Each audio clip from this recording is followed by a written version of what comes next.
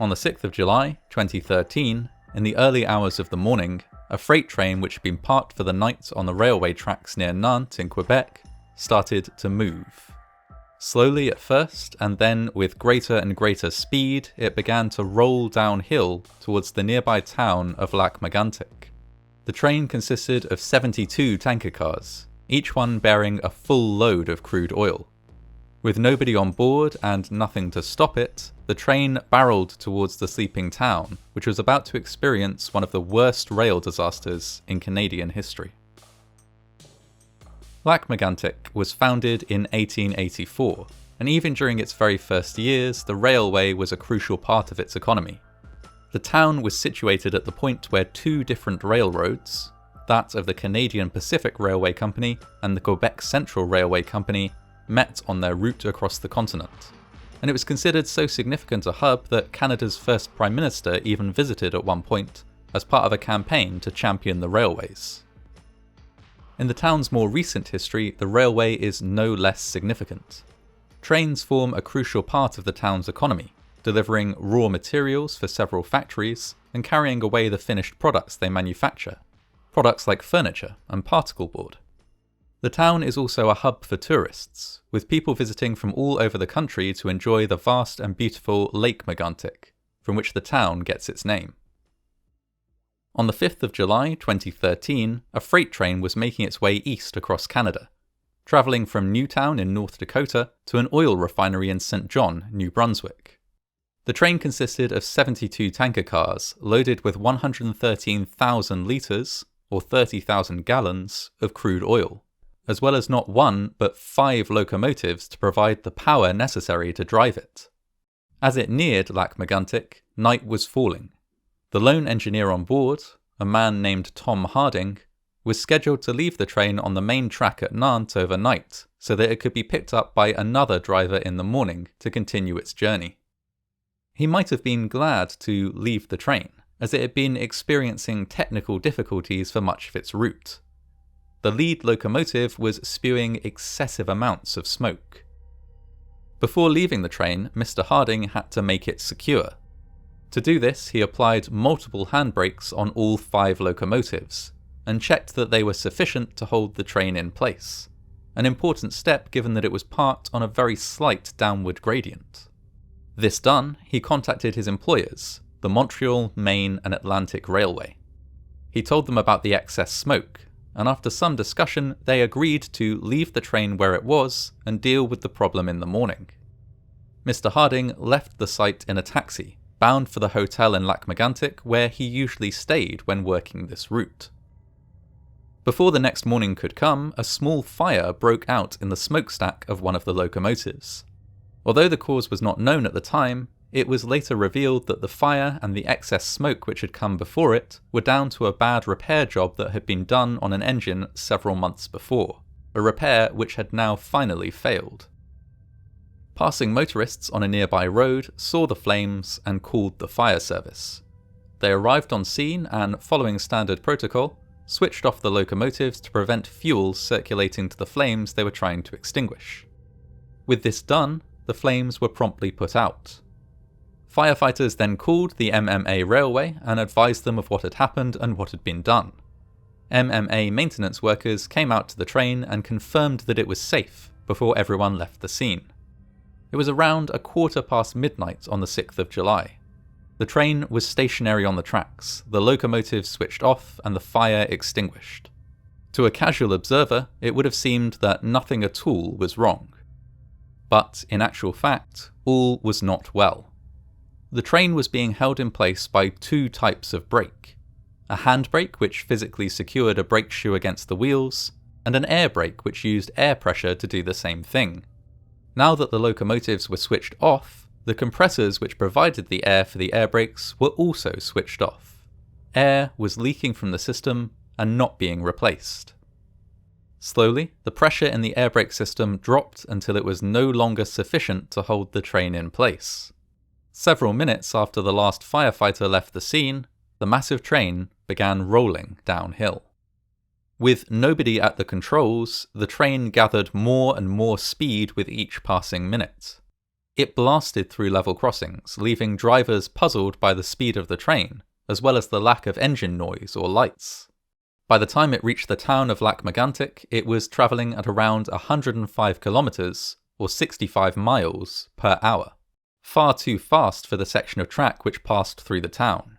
It approached at breakneck speed with no lights and no warning except for the sparks and smoke which spewed from its wheels. Near a level crossing close to the town's main street, the train derailed. Tanker cars smashed into one another in a chaotic jumble, spilling volatile crude oil.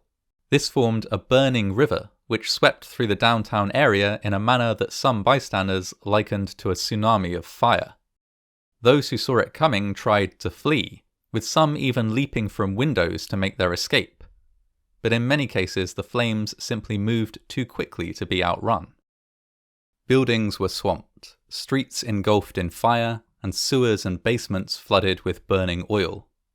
One of the worst hit locations in Lac-Megantic was a popular bar known as the Myuu Cafe.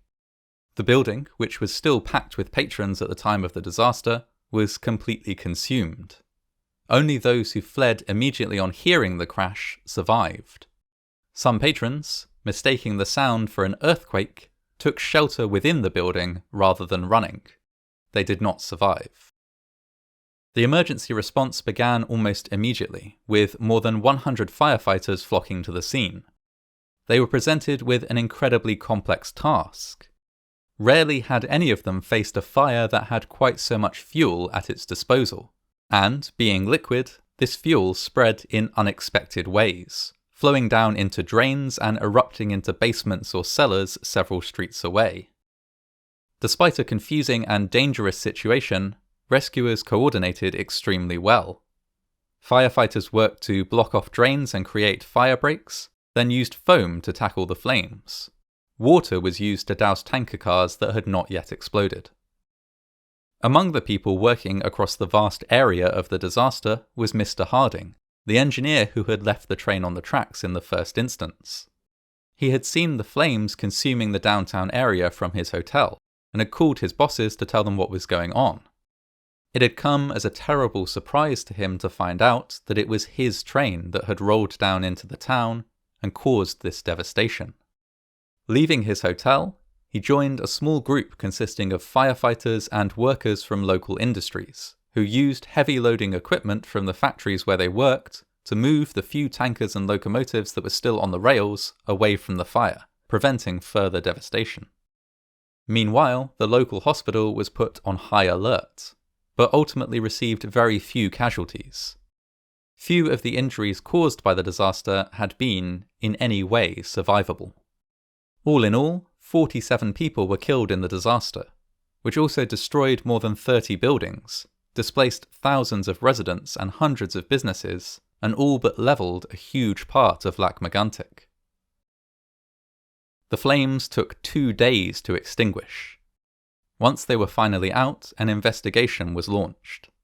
It was found that many factors had contributed to the disaster. Prominently, Mr. Harding, the train engineer, had failed to apply enough handbrakes before leaving the train. He had used 7 handbrakes, but should have applied more than twice that number for a train of that size and weight. He had made another error by testing the brakes while both the handbrakes and the air brakes were applied. He should have switched off the air brakes for the test to ensure that the train could be held in place by the action of the handbrakes alone. 3 men, including Mr. Harding and 2 other railway employees, were put on trial, charged with 47 counts of criminal negligence causing death. While there was considerable public anger about the disaster, most of it was not directed at these individuals, but instead was saved for the MMA railway. It emerged that the company had provided minimal training, had ignored complaints about the safety of its track, had used outdated tankers, cut corners on repairs, and in many other ways demonstrated an extremely relaxed attitude towards safety over the course of many years. Given these factors, all 3 men were eventually acquitted. Legal proceedings began against the MMA railway, which subsequently announced bankruptcy and laid off most of its employees. Outside of the MMA railway, many changes in procedure were brought in by railways across Canada and the US. stricter rules to cover how trains must be left if left overnight, how they must be maintained, and to determine which trains and which routes can accommodate dangerous or flammable substances. Most railway companies now require at least 2 engineers on a train carrying dangerous materials, and insist on a stringent series of safeguards whenever a train of this type is left overnight on the tracks. To this day, the damage to Lac-Megantic is still visible. A huge part of the town has been lost, including the beloved Myuu Cafe bar, the local library, and several other civic buildings. Some have been moved and reinstated elsewhere. Contaminated with crude oil, the downtown area that was the epicenter of the disaster remains relatively desolate. Trains continue to run on the tracks which brought disaster to the town, although, at the request of residents, for at least one day most years, the 6th of July, no trains run through town, as a mark of respect for a community mourning its dead.